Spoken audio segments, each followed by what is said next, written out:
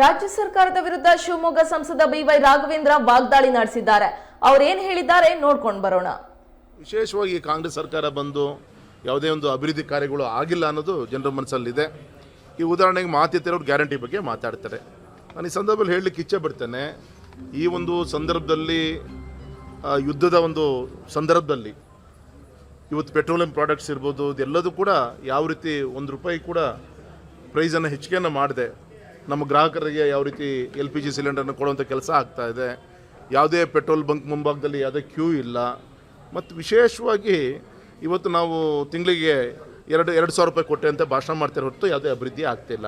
ನಾನು ನಿಮ್ಮ ಮುಖಾಂತರ ಹೇಳಲಿಕ್ಕೆ ಇಚ್ಛೆ ಪಡ್ತೇನೆ, ನಮ್ಮ ರೈತರು ಉಪಯೋಗಿಸುವಂಥ ಯೂರಿಯಾ, DAP, ಪೊಟ್ಯಾಶ್ ಗೊಬ್ಬರ ಒಂದು ಚೀಲಕ್ಕೆ 1,000-2,000 ಸಬ್ಸಿಡಿಯನ್ನು ನಮ್ಮ ಕೇಂದ್ರ ಸರ್ಕಾರ ಒಂದು ವರ್ಷಕ್ಕೆ 2 ಲಕ್ಷ ಕೋಟಿ ಹಣವನ್ನು ಸಂಬಂಧಪಟ್ಟಂಥ ಕಾರ್ಖಾನೆಗಳಿಗೆ ಹಣವನ್ನು ತುಂಬುವಂಥ ಕೆಲಸ ಮಾಡ್ತಾ ಇದೆ. ಇದನ್ನು ಕೂಡ ಜನ ಗಮನಿಸಬೇಕು.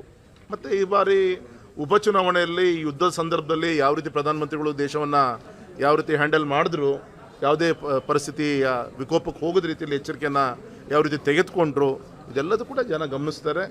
100ಕ್ಕೆ 100 ಎರಡೂ ಕ್ಷೇತ್ರಗಳು ಕೂಡ ಗೆಲ್ಲಿಸ್ಕೊಡ್ತಾರೆ ಅಂತ ವಿಶ್ವಾಸ ಇದೆ. ಕಾಲದಲ್ಲಿ ಈಗ ಮತ್ತೆ ಬ್ಯಾಲೆಟ್ಗೆ ಹೋಗ್ತಿರುವಂಥದ್ದು ಸರ್ ಚುನಾವಣೆ, ಈ ಗ್ರಾಮ ಪಂಚಾಯತಿ ಚುನಾವಣೆಗಳು ಸರ್. ಒಂದು ಈ ಕಾಂಗ್ರೆಸ್ ನಾಯಕರ ದ್ವಂದ್ವ ನಿಲುವು ನಮಗೆ ಅರ್ಥ ಆಗ್ತಿಲ್ಲ. ಒಂದು ಕಡೆಗೆ ಗ್ರೇಟರ್ ಬೆಂಗಳೂರು ಅಂದ್ಕೊಂಡು ಅಲ್ಲಿ AI ಟೆಕ್ನಾಲಜಿ ಬಗ್ಗೆ ಮಾತಾಡ್ತಾರೆ ನಮ್ಮ DK ಶಿವಕುಮಾರ್ ಅವರು. ಗೌರವಂತ ನಮ್ಮ ಪ್ರಿಯಾಂಕ ಖರ್ಗೆ ಅವರು ಗುಲ್ಬರ್ಗದಲ್ಲಿ ಅವರು ಕೂಡ ಈ ಸಾಫ್ಟ್ವೇರ್ ಬಗ್ಗೆ ಮಾತಾಡ್ತಾರೆ, ಇನ್ನೊಂದು ಮಾತಾಡ್ತಾರೆ. ಮತ್ತು ಇನ್ನೊಂದು ಕಡೆಗೆ ಹಳೆ ಪದ್ಧತಿ ಪ್ರಕಾರ ಬ್ಯಾಲೆಟಿಗೆ ಹೋಗ್ತೀವಿ ಅಂತ ಹೇಳ್ತಾ ಇದ್ದಾರೆ. ಒಂದು ಕಡೆಗೆ ಬ್ಯಾಲೆಟಲ್ಲಿ ಆದಾಗೂ ಸೋತಾಗ ಮುಖಭಂಗನೂ ಕೂಡ ಆಗಿದೆ. ಎಲ್ಲಿ ನಮ್ಮ ಇದ್ರ ಮುಖಾಂತರ ಬ್ಯಾಲೆಟ್ EVM ಮುಖಾಂತರ ಏನು ವೋಟಿಂಗ್ ಆಗುತ್ತೆ, ಅಲ್ಲಿ ಗೆದ್ದಾಗ ಒಂಥರ ಮಾತಾಡ್ತಾರೆ, ಸೋತಾಗ ಒಂಥರ ಮಾತಾಡ್ತಾರೆ. ಹಾಗಾಗಿ ಇವರು ಸೋತಿರೋದು ಜನರ ಮನಸ್ಸಿಂದ ಹೊರತು ಯಾವುದೇ ಬ್ಯಾಲೆಟ್ ಪೇಪರ್ ಆಗಲಿ EVM ಮಿಷನಿಂದ ಅಲ್ಲ ಅಂತ ನಾನು ಹೇಳಲಿಕ್ಕೆ ಇಚ್ಛೆ. ವಿಶೇಷವಾಗಿ ಕಾಂಗ್ರೆಸ್ ಸರ್ಕಾರ